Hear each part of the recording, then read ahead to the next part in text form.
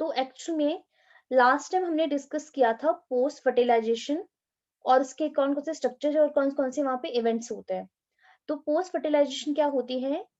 The event which take place after the fertilization. तो कौन कौन से इवेंट्स होते हैं आफ्टर फर्टिलाइजेशन? सबसे पहला क्या होता है कि हमारे पास एंडोस्पर्म की फॉर्मेशन होती है, एम्ब्रियो की डेवलपमेंट होती है, जो हमारा ओव्यूल है वो हमारा सीड में कन्वर्ट हो जाता है एंड ओवरी हमारी फ्रूट में चेंज हो जाती है। तो इसी को हम कहते हैं पोस्ट फर्टिलाइजेशन इवेंट। ठीक है, अब मैं आपको थोड़ा सा यहाँ पे रिकॉल करवा दूं क्योंकि आप थे नहीं लास्ट टाइम पे। तो एक्चुअली मैंने ये सारी चीजें भी बताई थी आपको, इमेस्कुलेशन क्या होता है, डबल फर्टिलाइजेशन क्या है। तो देखो, अगर आप ये वाला डायग्राम देख पा रहे हो तो आपको पता है कि जो पोलन ट्यूब है, पोलन ट्यूब आपकी 2 मेल गैमेट कैरी करती है। तो जब हमारे पास यहाँ पे जो 2 मेल गैमेट जो है वो आपके सिनर्जिड के पास जाके रिलीज हो जाते हैं। तो जब वो आपके सिनर्जिड के पास यहाँ पे रिलीज हुए हैं तो 1 मेल गैमेट फ्यूज करता है इस एग सेल को। ठीक है, एंड सेकेंड हमारे पास जो सेंटर में सेल होता है जिसके पास क्या होती है 2 पोलर न्यूक्लिया है, उसको फ्यूज करता है। तो जो हमारे पास जो मेल गैमेट इस एग को फ्यूज कर रहा है वो हमारे पास जायगोट बनाता है, और जो सेंटर में पोलर न्यूक्लियाई को फ्यूज करता है वो यहाँ पे एंडोस्पर्म की फॉर्मेशन करता है। तो जायगोट हमारा 2n होता है, डिप्लॉयड होता है, एंड एंडोस्पर्म हमारे पास क्या होता है, ट्रिप्लॉयड होता है। अब मैंने उसके बाद ये चीज बताई थी कि देखो फर्टिलाइजेशन हो गई है, अब यहाँ पे 2 टाइम फर्टिलाइजेशन हो रही है तो इसे हम कहते हैं डबल फर्टिलाइजेशन। तो जो हमारा जायगोट है, जायगोट बाद में एम्ब्रियो बनाता है, और आपको पता होगा कि जो हर एक सीड के अंदर प्रेजेंट होता है। लेकिन जब जायगोट हमारा एम्ब्रियो बनाता है उसको फूड चाहिए कुछ, तो फूड उसको कहाँ से मिलता है, एंडोस्पर्म से मिलता है। तो लास्ट टाइम एक्चुअली हमने आपके ना एंडोस्पर्म की डेवलपमेंट की थी, तो प्लीज आप वो वीडियो देख लेना, आपको क्लियर हो जाएगा।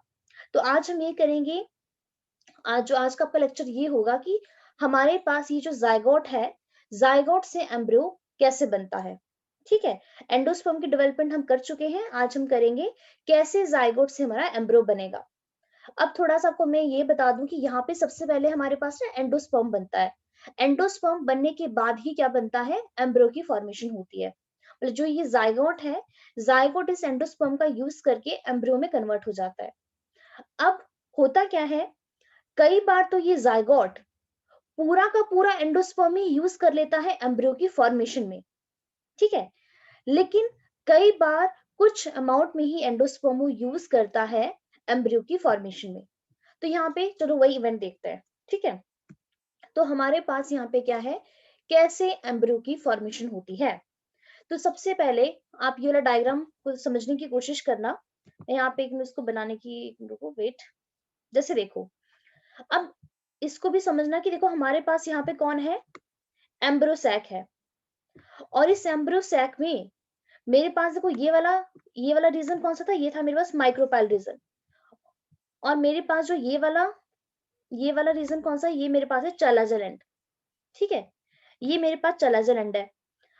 अब आपको पता है कि जो मेरा एग फर्टिलाइज कहाँ पे होता है, इन द माइक्रोपाइल रीजन, वहीं पे ही एग फर्टिलाइज होता है। अब जैसे ही हमारे पास यहाँ पे एग फर्टिलाइज हुआ, तो मैंने आपको बताया था कि सेंटर में कौन बनता है, एंडोस्पर्म बनता है। एंडोस्पर्म बन चुका है, अब बारी किसकी है, एम्ब्रियो के बनने की। तो जो मेरे पास यहाँ पे ये फर्टिलाइज एग है, ये सबसे पहले आपकी डिवीजन करता है, डिवाइड करता है। और कैसे डिवाइड करता है, माइटोटिकली। तो आप देख पा रहे हो यहाँ पे इसने 2 सेल्स बनाए हैं। इस फर्टिलाइज एग ने, ये फर्टिलाइज एग आपका डिवाइड हुआ और इसने यहाँ पे 2 सेल बनाए। पहले सेल का नाम है एपिकल सेल एंड सेकेंड हमारे पास है बेसल सेल। अब प्लीज आप इस चीज का ध्यान रखना, 2 सेल्स बने हैं, apical and the basal cell. जो एपिकल सेल है वही एंटायर एम्ब्रियो बनाता है, बेसल सेल का एम्ब्रियो की फॉर्मेशन में कोई भी पार्टिसिपेशन नहीं होता है। और प्लीज इस चीज को भी समझने की कोशिश करना, ये सारी चीजें कहाँ पे चल रही है, इनसाइड द एम्ब्रियो सैक। और एम्ब्रियो सैक के भी कौन से वाले रीजन में, इन द माइक्रोपाइल रीजन। तो माइक्रोपाइल रीजन में सबसे पहले फर्टिलाइज एग आपका डिवाइड करता है। डिवाइड किया, 2 सेल बनाए, कौन कौन से, एपिकल एंड द बेसल। अब एक्चुअली में जो हमारे पास ये एपिकल सेल है, ये आपका फर्दर डिवाइड करता है। देख रहे हो, देखो यहाँ पे इसने फर्दर डिवाइड किया, जो आपके पास ये ग्रीन वाला कलर है। बेसल सेल भी आपका डिवाइड करता है, लेकिन अभी जैसे जैसे मैंने आपको बताया कि इसका एम्ब्रियो को बनाने में कोई रोल नहीं होता। एम्ब्रियो की पूरी फॉर्मेशन कौन करता है? एपिकल सेल ही करता है। अब देखो एपिकल सेल, देखो जब इसने यहाँ पे डिवाइड किया तो सबसे पहले देखो इसकी शेप कैसी आ रही है? ऑक्टेंट आ रही है। ऑक्टा वर्ड हम किसके लिए यूज करते हैं? 8 के लिए। तो एक्चुअल में जो आप ये देख देख पा रहे हो ना यहाँ पे, इसमें क्या है? देखो 4 सेल आपको आगे नजर आ रहे हैं, 4 सेल इसके बैक में है, तो इसको हम बोलते हैं octant stage of the embryo. उसके बाद देखो मेरा एम्ब्रियो, देखो ये एपिकल सेल डिवाइड करते करते देखो ऐसा बन गया, तो इस शेप को हम बोलते हैं ग्लोबुलर शेप। उसके बाद देखो इसी ये वाली शेप कैसी बन गई? ऐसे बन गई, ट्रायंगुलर बन गई। ट्रायंगुलर से देखो हार्ट शेप बन गया। तो ये देख पा रहे हो कि ये मेरे पास एक्चुअली एम्ब्रियो ही बन रहा है ये। और हार्ट शेप से देखो ये कौन सी शेप बन गई? टॉर्पेडो। एंड टॉर्पेडो से लास्ट में आ गया मैच्योर एम्ब्रियो। तो एक चीज का भी ध्यान रखना कि जिस एम्ब्रियो की हम यहाँ पे डेवलपमेंट कर रहे हैं वो हमारे पास डाइकोट एम्ब्रियो है। डाइकोट एम्ब्रियो का स्ट्रक्चर है, मोनोकोट का नहीं है। तो यहाँ पे देखो ये चीज इंपॉर्टेंट है कि सबसे पहले कैसे कैसे एम्ब्रियो की डेवलपमेंट हुई है। सबसे पहले हमारे पास क्या था? ऑक्टेंट था, then globular, triangular, heart shape, torpedo and the mature embryo. अब अगर आप यहाँ पे स्ट्रक्चर को ध्यान से देखो, जब हमारे पास को टॉर्पेडो शेप आई थी तो आपको पता है डाइकोट प्लांट के अंदर हमारे पास 2 कॉटिलिडन होते हैं। तो ये देख पा रहे हो, देखो ये हमारे पास अभी कॉटिलिडन्स बन रहा है। और यहाँ पे कौन बन रहा है? Shoot apical meristem. और यहाँ पे कौन है? देखो रूट एपिकल मेरिस्टेम है। तो अगर आप ये वाला कंप्लीट, अगर आप मेच्योर एम्ब्रियो को देख पा रहे हो तो हमारे पास यहाँ पे देखो कंप्लीट 2 कॉटिलिडन्स फॉर्म हो चुकी है। कॉटिलिडन के साथ ही हमारे पास ये क्या है? शूट एपिकल मेरिस्टेम है। और हमारे पास यहाँ पे क्या है? यहाँ पे मेंशन नहीं किया गया बट यहाँ पे हमारे पास होता है रूट एपिकल मेरिस्टेम, जहां से रूट अराइज होती है और यहाँ से शूट अराइज होती है। तो इस तरीके से क्या होता है? हमारे पास एम्ब्रियो की, डाइकोट एम्ब्रियो की फॉर्मेशन होती है। अब इस चीज का देखो, हमारे पास यहाँ पे ऊपर कौन प्रेजेंट था? एंडोस्पर्म। और यहाँ पे कौन है? एम्ब्रियो है। जब ये आपका फर्टिलाइज एग इधर एम्ब्रियो बना रहा था तो इसमें डाइकोट के केस में सारा का सारा एंडोस्पर्म आपका यहाँ पे यूटिलाइज हो जाता है इस एम्ब्रियो की फॉर्मेशन में। मतलब जो भी फूड आपका पहले एंडोस्पर्म की फॉर्म में स्टोर था, अब वो सारा का सारा फूड आपका इधर मेच्योर एम्ब्रियो में ट्रांसफर हो गया है। ठीक है, तो ऐसे सीड जहां पे सारा का सारा फूड आपका कॉटिलिडन में स्टोर होता है, ऐसे ऐसे सीड को हम कहते हैं नॉन एंडोस्पर्मिक सीड। क्या कहते हैं? नॉन एंडोस्पर्मिक सीड, क्योंकि वहां पे फूड आपका एंडोस्पर्म में स्टोर नहीं है। तो आप जो ये वाला डायग्राम है ये भी देख सकते हो कि हमारे पास ये किसका डायग्राम है? डाइकोट एम्ब्रियो का। आप अपनी एनसीईआरटी का डायग्राम भी देख सकते हो। देखो यहाँ पे क्या चीज दी गई है, देखो हमारे पास ये क्या है? जैसे ये हमारे पास जायगोट है, तो जायगोट कब बनता है? After fertilization. यहाँ पे पैन बन गया। पैन क्या है? Primary endosperm nucleus. और ये पूरा का पूरा सेल क्या है? PEC, primary endosperm cell. तो मैंने लास्ट टाइम पे भी बताया था कि पैक क्या है? सेल है। और उस सेल के अंदर कौन प्रेजेंट है? पैन। पैन क्या है? न्यूक्लियस है। और इसकी प्लोइडी क्या है? 3 एंड। ये आपका ट्रिप्लोइड है। जायगोट क्या है? 2 एंड है। अब देखो यहाँ पे जायगोट को तो हमने यहाँ पे बाहर निकाल दिया इस एम्ब्रियो सैक से।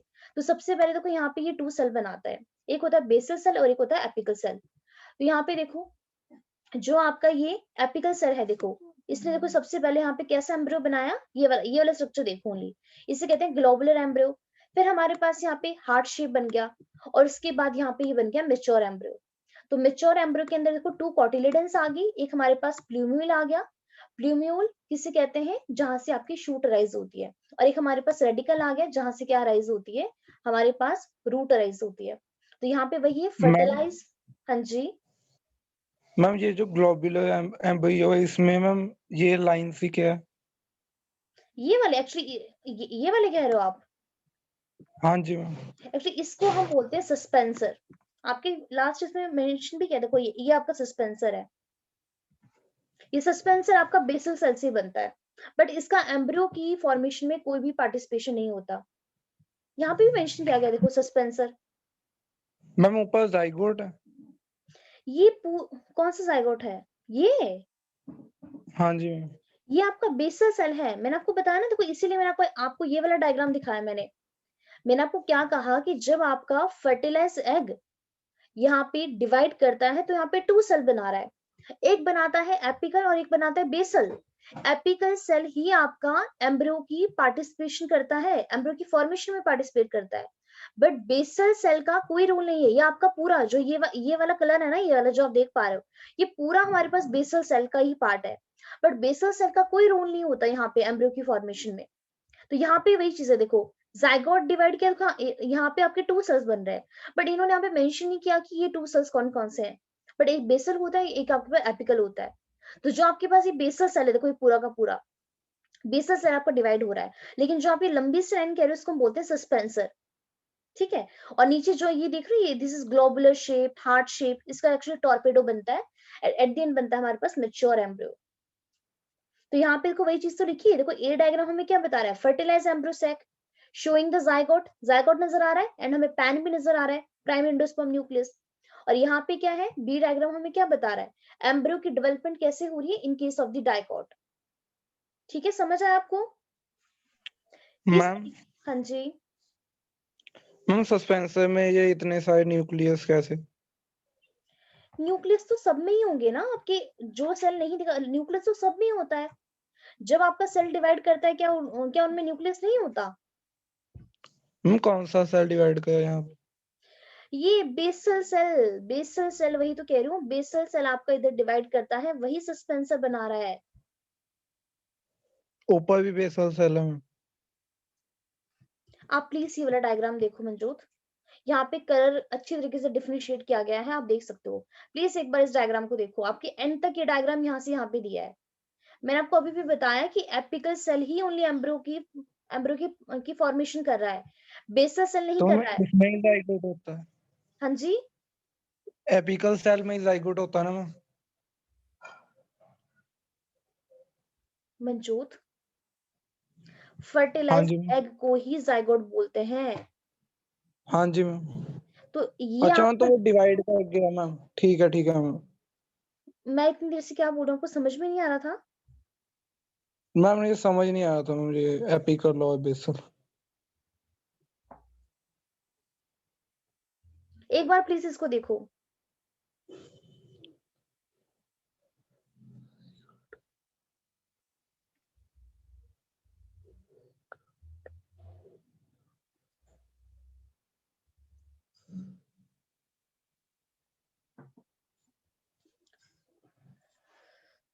हाँ जी मैम।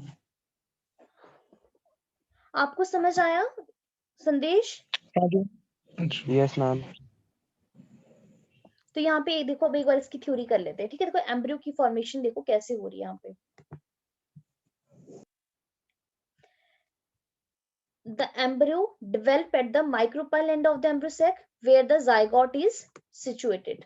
तो आपको पता है जाइगोट कहाँ प्रेजेंट होता है, माइक्रोपाइल एंड पे, और एम्ब्रियो की डेवलपमेंट आपकी वहीं से ही स्टार्ट होती है। अब most zygote divide only after certain amount of endosperm is formed. तो अभी मैंने आपको यही लास्ट टाइम भी बताया था कि एंडोस्पर्म की फॉर्मेशन पहले होती है, उसके बाद ही आपका एम्ब्रियो बनता है। So this is an adaptation to provide assured nutrition to the developing embryo. अब हम ऐसा क्यों करते हैं, क्योंकि एम्ब्रियो की फॉर्मेशन के लिए हमें कुछ न्यूट्रिशन चाहिए होती है। तो न्यूट्रिशन किसके पास होती है, एंडोस्पर्म के पास होती है। तो एंडोस्पर्म से हम यूज करते हैं न्यूट्रिशन, और यहाँ पे एम्ब्रियो बना देते हैं। तो थर्ड पॉइंट क्या, देखो क्या कह रहा है, दो the seed differ greatly the early stages of embryo development. आप प्लीज इसका ध्यान रखना, हमारे पास सीड क्या हो, मोनोकोटिलिडन है, या फिर हमारे पास डाइकोट प्लांट है, लेकिन जो अर्ली डेवलपमेंट होती है ना, वो आपकी दोनों में सेम होती है, और इस एम्ब्रियो के डेवलपमेंट को कहते हैं एम्ब्रियोजेनी। तो सबसे पहले यहाँ पे देखो क्या क्या चीज हो रही है, zygote give rise to pro embryo. Pro embryo क्या है, एम्ब्रियो से जब आपका कंप्लीट एम्ब्रियो बना है, मेच्योर एम्ब्रियो बना है, उससे पहले वाली स्टेज। तो जाइगोट क्या गिव राइज करता है, प्रो एम्ब्रियो। उसके बाद यहाँ पे कौन कौन सी शेप आती है, subsequently globular, heart shape and the mature embryo. ठीक है, तो इस तरीके से यहाँ पे क्या होती है, हमारे पास डाइकोट एम्ब्रियो की फॉर्मेशन होती है। ठीक है, अब यहाँ पे थोड़ा सा आपका डाइकोट एम्ब्रियो के का यहाँ पे स्ट्रक्चर कर लेते हैं। तो सेम वही जो भी हमने किया है, यहाँ पे देखो हमारे पास यहाँ पे डाइकोट एम्ब्रियो की अगर हम बात करें, हमारे पास यहाँ पे देखो 2 कोटिलिडन्स होती हैं, और इन कोटिलिडन्स का काम क्या होता है, टू स्टोर द फूड। तो एंडोस्पर्म से फूड यूज हुआ और आपका कोटिलेडन की फॉर्म में यहाँ पे क्या हो गया, आपका स्टोर हो गया। उसके बाद देखो हमारे पास यहाँ पे प्लूम्यूल रीजन है। प्लूम्यूल क्या करता है, शूटराइज करता है, और हमारे पास रेडिकल क्या करता है, रूटराइज करता है। और साथ में ही जो रेडिकल के बाहर एक हमारे पास एक ना एक अनडिफरेंशिएटेड रीजन होता है, इसको बोलते हैं रूट कैप। तो रेडिकल को यहाँ पे रूट कैप भी क्या करती है हमारे पास, यहाँ पे इसको क्या करती है, कवर करती है। अब हमारे पास यहाँ पे ना दो रीजन आते हैं, ठीक है। एक आता है हाइपोकोटाइल और एक आता है एपिकोटाइल। अब देखो कोटाइल वर्ड कहाँ से आया है, कोटिलेडन से आया है। कोटिलेडन क्या, कोटिलेडन के जो अपर वाला पोर्शन है, सॉरी कोटिलेडन का जो लोअर वाला पोर्शन है, ठीक है, कोटिलेडन का लोअर वाला पोर्शन उसे कहते हैं हाइपोकोटाइल, एंड कोटिलेडन का जो अपर वाला पोर्शन होता है उसे कहते हैं एपिकोटाइल। ठीक है, अगर आप ये वाला डायग्राम देखो तो देखो आप यहाँ पे देख सकते हो, देखो ये हमारे पास देखो बीन सीड है। तो बीन सीड आपको पता है कि it belongs to the dicot. तो आप देख पा रहे हो, देखो हमारे पास आपने, आई होप आप सबने ये सीड पक्का देखा होगा। तो जो हमारे पास देखो ये सीड का ये जो व्हाइट वाला पोर्शन है इसको बोलते हैं कॉटिलेडन। तो देखो सारा फूड आपका यहीं पे स्टोर होता है। अब आप देखो जो मेरे पास देखो ये लोअर वाला पोर्शन क्या है, रेडिकल है। देखो ये इसके अंदर एम्ब्रियो है, जो ये वाला पोर्शन है ना, ये वाला, ये हमारे पास एम्ब्रियो है। तो एम्ब्रियो का लोअर पोर्शन को कहते हैं रेडिकल, अपर पोर्शन को कहते हैं प्लूम्यूल। तो जो ये रेडिकल है यहाँ से रूटराइज होती है और अपर पोर्शन प्लूम्यूल से हमारे पास शूटराइज होती है। अब हमारे पास देखो जो कॉटिलेडन है, अगर मैं यहाँ पे कॉटिलेडन की एक एक्सिस बनाऊ ना, अगर मैं इसको यहाँ पे ऐसे डिवाइड कर दूं, ठीक है, तो कॉटिलेडन की जो अपर वाला पोर्शन होगा उसको बोलते हैं एपिकोटाइल, ठीक है, और जिसका लोअर वाला पोर्शन होता है उसको बोलते हैं हाइपोकोटाइल। तो हम ये कह सकते हैं कि हाइपोकोटाइल आपका रेडिकल रीजन के पास होता है और एपिकोटाइल रीजन हमारे पास प्रीव्यूल रीजन के पास होता है। अब जो भी आप सीड देखते हो बाहर से आपने देखा है कि वो हमारे पास काफी टफ होता है, थोड़ा हार्ड सा होता है। तो जो हार्ड कवरिंग होती है ना उससे हम कहते हैं सीड कोट। तो सीड कोट का काम क्या होता है, सीड को प्रोटेक्ट करने का। और आउटर वाली कवरिंग को कहते हैं टेस्टा और इनर वाली लेयर को कहते हैं टैगमेन। तो टेस्टा एंड टैगमेन क्या है, सीड कोट है। ठीक है, तो आई होप आपको ये समझ आ गया। अब एक बार मैं इसको भी रीड कर लेती हूँ यहाँ पे आपका डाइकोट एम्ब्रियो मैम मेरे को। हाँ जी, मैम डायग्राम दिखाना है एक बार। कौन ये वाला, नहीं मैम, जो पहले दिखाया एक मिनट, हाँ जी देख लीजिए। था।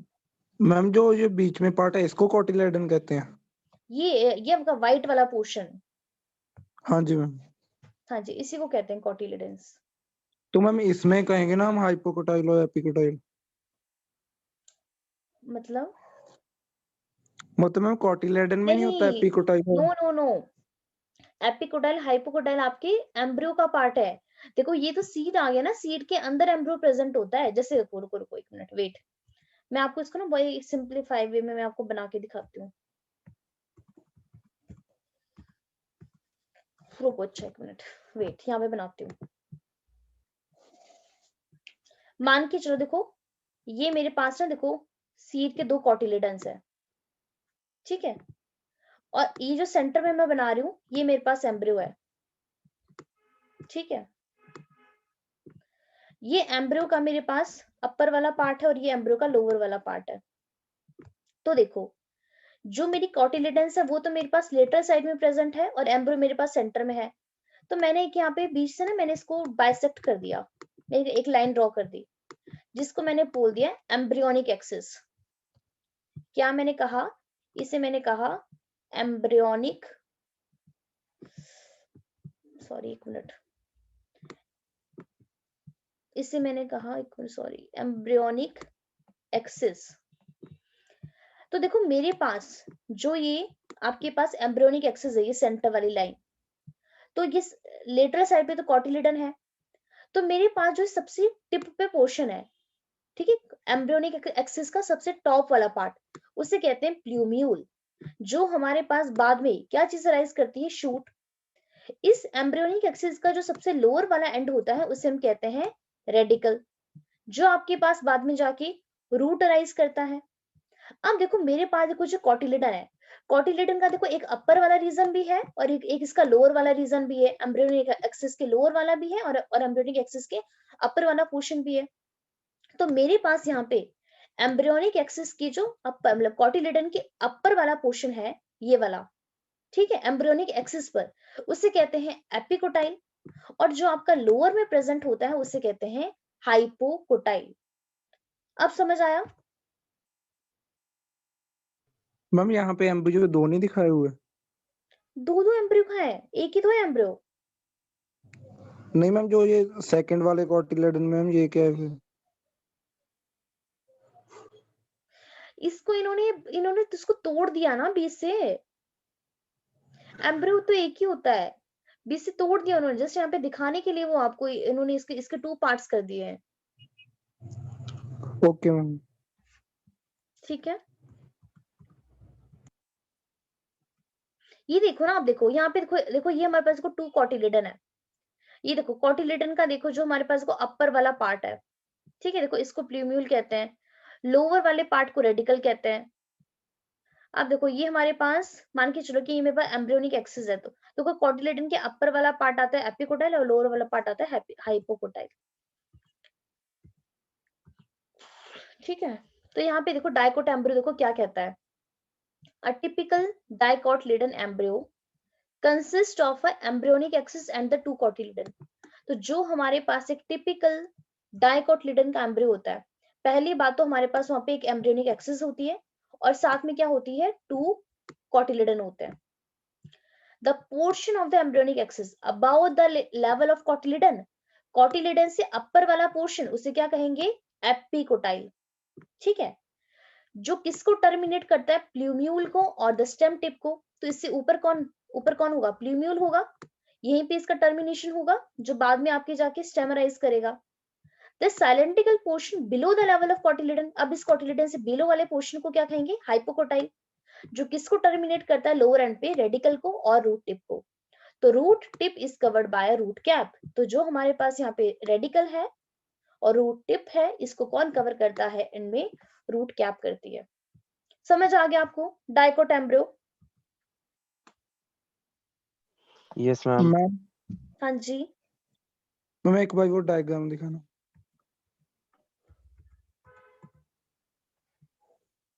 मैम जो पहले दिखाया था सबसे पहले वाला,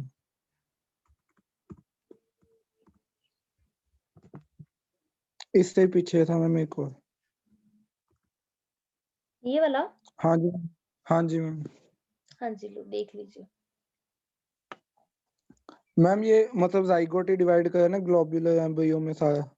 हाँ जी बिल्कुल, जाइगोट ही डिवाइड कर रहा है। तो मैम ये एपिकल वाला कौन सा पार्ट है और वो बेसल वाला?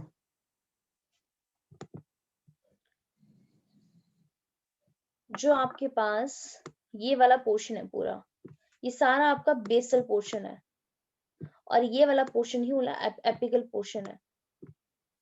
जो आपके ये 2 सेल बने ना यहाँ पे, इसमें से ये बड़ा वाला सेल है बेसल और ये छोटा वाला सेल है एपिकल, तो यही बाद में डिवाइड होकर देखो ये बना रहा है। तो मैम एपिकल बनाता है वो एम्ब्रियो? हाँ जी, एपिकल सेल बनाता है। Okay ma'am. आगे मूव करें, मोनोकोट का एम्ब्रियो करें, तो हमारे पास देखो ये आपके पास है LS of an embryo of a grass. तो अगर हम ग्रास की बात करें तो आपको पता है कि ग्रास किसको बिलोंग करती है, मोनोकोट को बिलोंग करती है। अब देखो यहाँ पे देखो इसका एम्ब्रियो हमें क्या क्या चीजें बताता है। जैसे हमारे पास देखो वहां पे क्या था, डाइकोटिलेडन में हमारे पास 2 कॉटिलेडन्स थी, सॉरी एक्चुअली ये आज पता नहीं चल नहीं रहा है, वहां पे क्या थी, 2 कॉटिलेडन्स थी। तो यहाँ पे हमारे पास ओनली 1 ही कॉटिलेडन है, मोनोकॉटिलेडन, मतलब सिंगल कॉटिलेडन है। लेकिन जब हम बात करते हैं मोनोकॉटिलेडन की, तो यहाँ पे हम कॉटिलेडन को एक स्पेशल नेम देते हैं और इसका नाम है स्क्यूटेलम। तो स्क्यूटेलम क्या है हमारे पास, it is a cotyledon of a monocot plant. तो मोनोकॉट प्लांट की जो एक सिंगल कॉटिलेडन को हम कहते हैं स्क्यूटेलम। और आप ये देख पा रहे हो हमारे पास ओनली इतना सा ही कॉटिलेडन है। अब वहां पे आपने डाइकोट वाले केस में देखा कि हमारा सारा फूड कहाँ पे स्टोर हो रहा है, हमारे पास कॉटिलेडन में, वहां तो हमारे पास एंडोस्पर्म बचा ही नहीं है। लेकिन जब हम बात करते हैं मोनोकोट की, तो वहां पे बिल्कुल ऐसा नहीं है, वहां पे सारा फूड आपका एंडोस्पर्म की फॉर्म में स्टोर होता है। अगर आप ये वाला डायग्राम देखो ना, देखो आप ये वाला, आप इसका मेज का डायग्राम देख सकते हो, कॉर्न का, कॉर्न की सीड का, तो आप अच्छी तरीके से देख सकते हो कि देखो इतना पोर्शन आप ये बाहर वाला देख रहे हो, ये पूरा पोर्शन एंडोस्पर्म का है। तो यहाँ पे देखो एंडोस्पर्म क्या क्या फंक्शन परफॉर्म कर रहा है, to store the reserve food. यहाँ पे ये फूड रिजर्व, फूड को स्टोर करके रख रहा है। बट डायकॉट के केस में फूड रिजर्व कौन कर रहा था, कॉटिलिडन। डायकॉट के केस में कॉटिलिडन फूड स्टोर करता है, but in case of the monocot endosperm वहां पे फूड को स्टोर करता है। और आप देखो यहाँ पे इतना सा पोर्शन है, देखो ओनली एम्ब्रियो का, जस्ट ओनली इतना सा पोर्शन। तो हमारे पास यहाँ पे जो इतना सा पोर्शन है, अभी मैं उसको वहां पे इसी पोर्शन को वहां पे दिखाने की कोशिश कर रही हूँ, जो भी आपने डायग्राम देखा। तो यहाँ पे क्या है, देखो आपका फूड कहाँ पे स्टोर हो रहा है, एंडोस्पर्म की फॉर्म में स्टोर हो रहा है, इसीलिए इन सीड को हम कहते हैं एंडोस्पर्मिक सीड।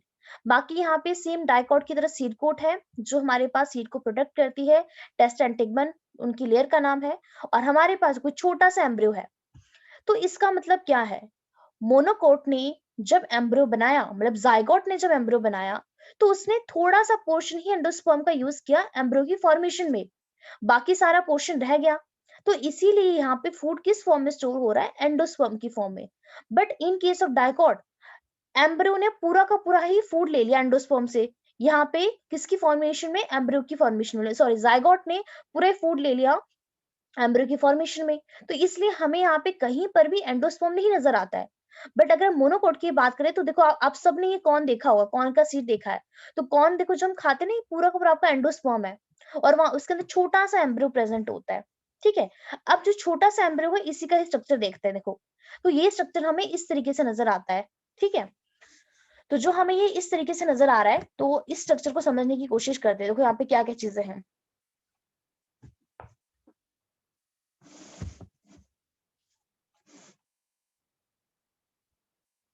आपको आवाज आ रही है? अब आ गया मैम, अब आ रही है। आवाज कब कब कट हुई थी?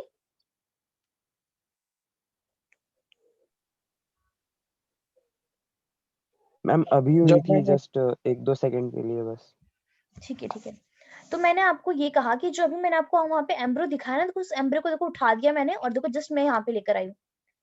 तो अब उसमें देखो क्या चीज है, वहां पे मेरे पास एक छोटा सा कॉटिलिडन भी होता है। ठीक है, जैसे अभी अभी मैंने आपको कहा। तो देखो उसके अंदर देखो, अगर मैं यहाँ पे इस बात करूँ, देखो ये मेरे पास एंडोस्पर्म ही है पूरा का पूरा। तो ये देखो मेरे पास ये पूरा सीड है, और इतना पोर्शन, एक्चुअली जो आप ये डायग्राम देख रहे हो ना, ये हमारे पास वीट के सीड का डायग्राम है। ठीक है, तो देखो इतना पोर्शन एंडोस्पर्म है, और सारा फूड हमारा यहाँ पे स्टोर हो रहा है। ये डाइकॉट नहीं डाइकॉट नहीं, ये हमारे पास मोनोकोट, मोनोकोट का सीड है। ठीक है, तो प्लीज आप चीज को समझने की कोशिश करना। एंडोस्पर्म क्या है, एंडोस्पर्म इज डिप्लॉयड। ठीक है, इसका नेचर क्या, डिप्लॉयड है। और इसके बाद देखो यहाँ पे जो आप ये वाला पोर्शन देख रहे हो, देखो ये हमें शील्ड की तरह नजर आ रहा है। सबने देखी शील्ड, मुझे बताइए। ट्रॉफी जब मिलती है कई बार तो शील्ड देते हैं ना, सबने देखी शील्ड, शील्ड की शेप यस ऐसी मैम। होती है। तो यहाँ पे देखो जो जो हमें यहाँ पे यस मैम। शील्ड शेप एक स्ट्रक्चर नजर आ रहा है, इसे कहते हैं स्क्यूटेलम। तो स्क्यूटेलम क्या होता है, cotyledon in case of the monocot plant. तो मोनोकोट में ओनली सिंगल कॉटिलिडन होती है, और उस कॉटिलिडन को हम नाम देते हैं स्क्यूटेलम। ठीक है, तो स्क्यूटेलम क्या है, कॉटिलिडन, कॉटिलिडन है इन case of the monocot plant. अब यहाँ पे देखो जस्ट हमारे पास कोई इतना सा एम्ब्रियो है, जो आप देख पा रहे हो, देखो जस्ट इतना सा एम्ब्रियो। अब यहाँ पे देखो थोड़ी थोड़ी चीजें वही है हमारे पास। देखो अगर मैं यहाँ पे एक लाइन ड्रॉ करूं, तो इस हम लाइन को कहते हैं एम्ब्रियोनिक एक्सिस। तो एम्ब्रियोनिक एक्सिस का देखो लोअर वाला पोर्शन होता है रेडिकल, एंड अपर वाला पोर्शन होता है प्लूम्यूल। लेकिन हमारे पास एक यहाँ पे एक्स्ट्रा शीथ आती है, जो इस रेडिकल को और जो यहाँ पे इस प्लूम्यूल को कवर करती है। ठीक है, जो हमारे पास ये जो रेडिकल है, इस रेडिकल को एक शीथ कवर करती है, और उस शीथ को हम नाम देते हैं कॉलियोराइजा। तो रेडिकल को कौन कवर कर रहा है, कॉलियोराइजा। एंड हमारे पास जो प्लूम्यूल है, इसको भी एक शीथ कवर कर रही, जिसे कहते हैं कॉलियोपटाइल। तो इस चीज भी ध्यान रखना, कॉलियोराइजा, कॉलियोपटाइल डायकॉट के एम्ब्रियो में प्रेजेंट नहीं होता है। वहां पे प्रेजेंट होते हैं हाइपोकोटाइल, एपिकोटाइल, लेकिन वहां पे कॉलियोपटाइल, कॉलियोराइजा प्रेजेंट नहीं होता। अब इसको देखो लर्न कैसे करना है, R for radicle and R for coleorhiza. Rhiza है मतलब कहां पे होगा, रेडिकल के पास होगा। प्लूम्यूल, तो कॉलियो कॉलियो वर्ड तो देखो दोनों में सेम ही है, पटाइल, तो पटाइल कहाँ प्रेजेंट होगा? प्लूम्यूल के पास। ठीक है, तो देखो ये हमारे पास ग्रास का एम्ब्रियो है। तो देखो ग्रास का एम्ब्रियो देखो कुछ कुछ वैसे सिमिलर है, आप देख सकते हो यहाँ पे। देखो ये हमारे पास है स्क्यूटेलम, बहुत छोटा सा ही है, कॉटिलेडन है। अब यहाँ पे देखो हमारे पास को लोअर पोर्शन पे कौन है? रेडिकल है। अपर पे कौन है? अपर पे हमारे पास है प्लूम्यूल, जो यहाँ पे मेंशन, जो ये शूट अपेक्स है ना, ये हमारे पास प्लूम्यूल है। तो इस देखो इस प्लूम्यूल को यहाँ पे कौन कवर कर रहा है? कॉलियोपटाइल।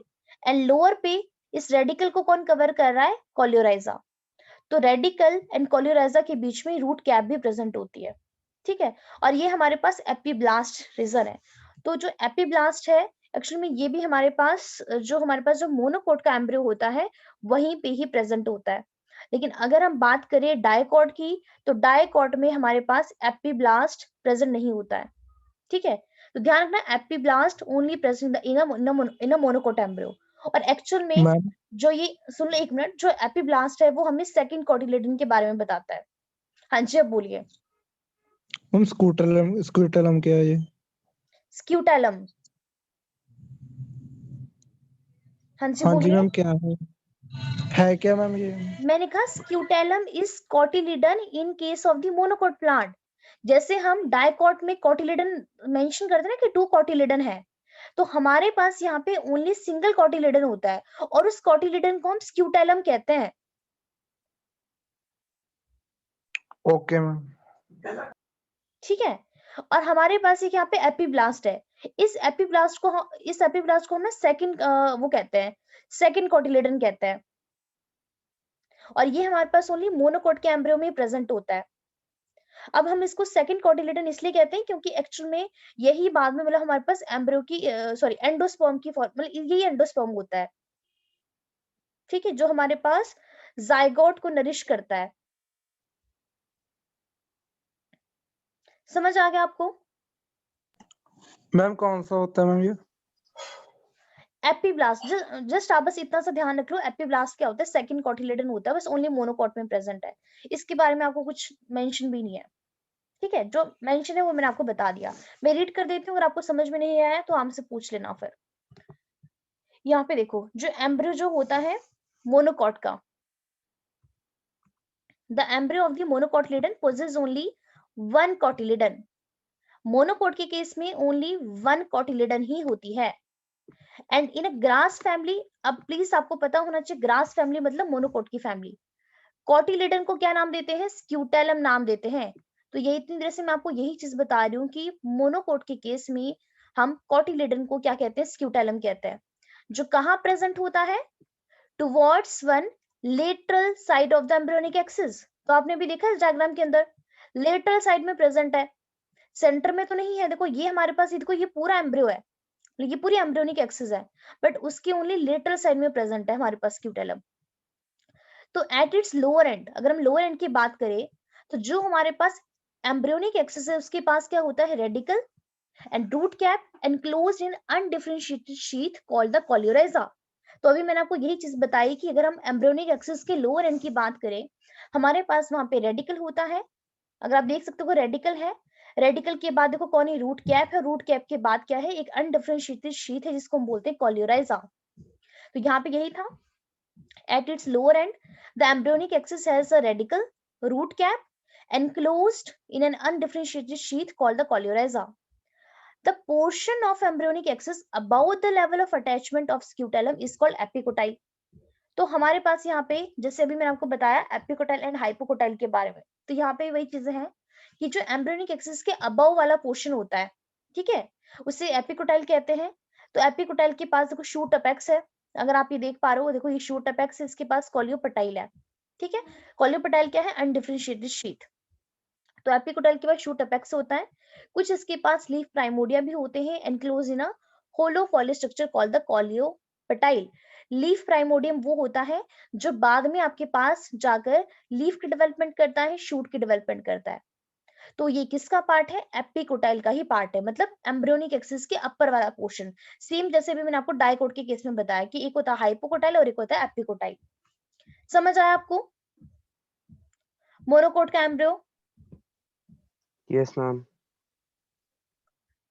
मंजूत आपको? Yes ma'am. ठीक है जी। तो नेक्स्ट अब हम यहाँ पे डिस्कस करेंगे सीड के बारे में। तो आपको पता चल गया, अभी हमने आपका डाइकोट का एम्ब्रियो भी डिस्कस कर लिया, मोनोकोट का एम्ब्रियो भी डिस्कस कर लिया। अब हम बात करते हैं सीड की। तो जैसे ही मैंने आपको बताया कि पोस्ट फर्टिलाइजेशन में क्या चीज होती है, मतलब फर्टिलाइजेशन हो गई, उसके बाद जो हमारा ओव्यूल है वो हमारा सीड में कन्वर्ट हो जाता है। तो इसका मतलब क्या, सीड क्या किसका रिजल्ट है, सेक्सुअल रिप्रोडक्शन का। तो एंजियोस्पर्म में सीड क्या होता है, फाइनल प्रोडक्ट होता है सेक्सुअल रिप्रोडक्शन का। जैसे ह्यूमन के केस में एक प्रेगनेंसी हो गई या फिर बर्थ हो गया किसी बेबी का, वो आपका फाइनल प्रोडक्ट हो गया, एक बेबी का फाइनल प्रोडक्ट ही मिला है हमें। और वो किसका रिजल्ट है, सेक्सुअल रिप्रोडक्शन का। अगर सेक्सुअल रिप्रोडक्शन ना हो तो हमें कभी बेबी नहीं मिलने वाला है। तो फ्लावर के केस में भी वही चीज है, सीड हमें नहीं मिलेगा बिना सेक्सुअल रिप्रोडक्शन के। एक्सेप्शन जरूर है, अभी आपको आगे नजर आएगी, बट जनरली क्या है, सीड क्या होता है, किसका रिजल्ट होता है, सेक्सुअल रिप्रोडक्शन का ही होता है। और ये कब कब हमें मिलता है, आफ्टर फर्टिलाइजेशन। और किससे मिलता है, ओव्यूल से। तो यहाँ पे इसीलिए हमने एक लाइन कही कि सीड क्या है, often described as a fertilize ovule. जब आपका ओव्यूल फर्टिलाइज हो गया है उसके बाद ही हमें